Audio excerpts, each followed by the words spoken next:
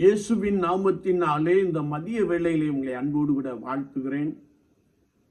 குயவனே என்ற நிகழ்வின் அடிப்படையிலே ஜெபத்தின் மேன்மையை குறித்து நாம் தியானித்துக் கொண்டே இருக்கிறோம்.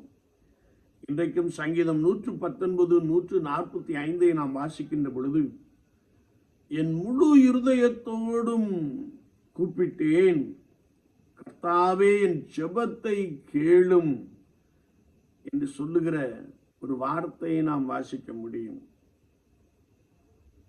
சங்கீதக்காரனாகிய தாவீது ஆண்டவரை நோக்கி முழு இருதயத்தோடு கருத்தாய் ஜெபம் பண்ணுகிற ஒரு ஜெபத்தை நாம் இங்கே காண முடியும். இந்த ஜெபமானது மனதின் அடித்தளத்திலிருந்து ஆண்டவரை நோக்கி கூப்பிடுகின்ற ஒரு சத்தம். அது மாத்திரமல்ல, சங்கீதக்காரன் ஜெபத்திலே தன்னுடைய இருதயத்தை கர்த்தரோடு கூட ஒன்றித்து விடுகிற ஒரு அனுபவத்தை குறித்து வார்த்தை மிக ஆழமாக கற்றுக் கொடுக்கிறது.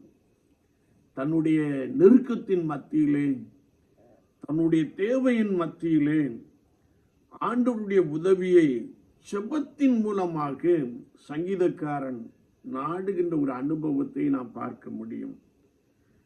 தன்னுடைய வாழ்க்கையிலே ஆண்டவரையே சார்ந்து அவரை முழு இருதயத்தோடு கூட நோக்கி கூப்பிடுகின்ற ஒரு பெரிய அனுபவத்தை நாம் பார்க்க முடியும். என்னை கேட்டுக்கொண்டிருக்கிற என் அன்பு சகோதரனே, சகோதரியே, முழு இருதயத்தோடும் உம்மை கூப்பிட்டேன், கர்த்தாவே என் ஜெபத்தை கேளும் என்று சொல்கிறார். கர்த்தராகிய இயேசு கிறிஸ்துவை விசுவாசித்து நடக்கின்ற அனுபவத்திலே ஒருவேளை நாம் தேவையோடு கூட இருக்கின்ற பொழுது, அல்லது நெருக்கத்தின் மத்தியிலே காணப்படுகின்ற பொழுது, முழு இருதயத்தோடு கூட ஆண்டவரை நோக்கி கூப்பிட வேண்டும் என்று வசனம் தெளிவாக கற்றுக் கொடுக்கிறது. எனவேதான் 1 சாமுவேலின் புஸ்தகம் 1ஆம் அதிகாரத்தை நாம் திருப்பிக் கொள்ளுகின்ற பொழுது, அன்னாள் என்ற ஸ்திரீ பிள்ளை இல்லாதிருந்தாள்.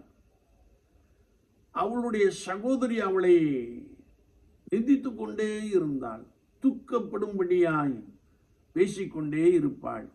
அன்னாளோ சாப்பிடாமல் அழுது கொண்டிருந்தாள் என்று வசனம் சொல்லுகிறது.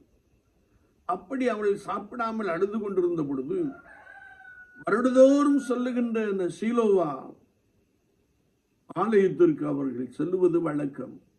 அப்படி சென்றபோது அங்கே சென்று அன்னாள் தன் இருதயத்தை கர்த்தருடைய சமூகத்திலே ஊற்றினாள் என்று வேதம் சொல்லுகிறது.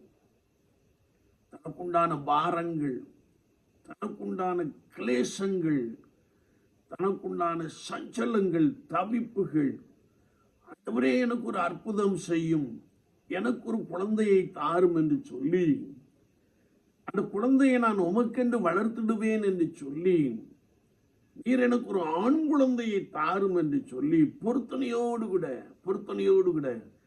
தன் இருதயத்தை கர்த்தருடைய சமூகத்திலே ஊற்றினாள் என்று வேதம் தெளிவாய் கற்றுக் கொடுக்கிறது. என்னை கேட்டுக்கொண்டிருக்கிற என் அன்பு சகோதரனே, சகோதரியே, கர்த்தராகிய இயேசு கிறிஸ்து நன்மை செய்கிறவர், கர்த்தராகிய இயேசு கிறிஸ்து நம்மை ஆசீர்வதிக்கிறவர், கர்த்தராகிய இயேசு கிறிஸ்து வெறுமையை நீக்கி போடுகிறவர், அவர் கற்பத்தின் கனிகளை கொடுக்கிறவர் என்று வேதம் சொல்லுகிறது. எனவே உன்னுடைய தேவையின் மத்தியிலே, உன்னுடைய நெருக்கத்தின் மத்தியிலே நீ கர்த்தராகிய இயேசு கிறிஸ்துவை நோக்கி உன் இருதயத்தை ஊற்றி விடுகின்ற பொழுது, முழு இருதயத்தோடு கூட அவரை நோக்கி கூப்பிடுகின்ற பொழுது, அவனுடைய வாழ்க்கையிலே மிகப்பெரிய நன்மைகளை கொடுக்க போதுமானவராக இருக்கிறார். உனக்குண்டான நெருக்கங்கள் இயேசுவின் நாமத்தினாலே நீங்கி போகும். கர்த்தராகிய இயேசு கிறிஸ்துவினுடைய வாழ்க்கையிலே மிகப்பெரிய அதிசயங்களை செய்து உன்னை மகிழ பண்ண போதுமானவராக இருக்கிறார்.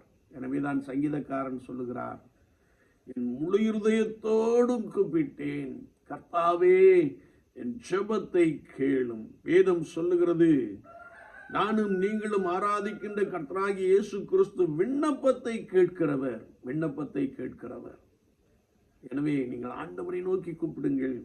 அவர் உங்களுடைய வாழ்க்கையிலே மிகப்பெரிய அதிசயங்களை செய்து உங்களை மகிழ பண்ண போதுமானவராக இருக்கிறார். முழு இருதயத்தோடு கர்த்தரை நோக்கி பாருங்கள். அவர் உங்களுக்குள்ளே மகத்தான காரியங்களை, உங்களுக்குள்ளே மிகப்பெரிய நன்மைகளை, மிகப்பெரிய ஆசீர்வாதங்களை கொடுக்க போதுமானவராக இருக்கிறார். ஆண்டவர் தாமே இந்த வார்த்தைகளை கொண்டு உங்களை பலமாய் நடத்துவாராக. ஆமீன், ஆமீன்.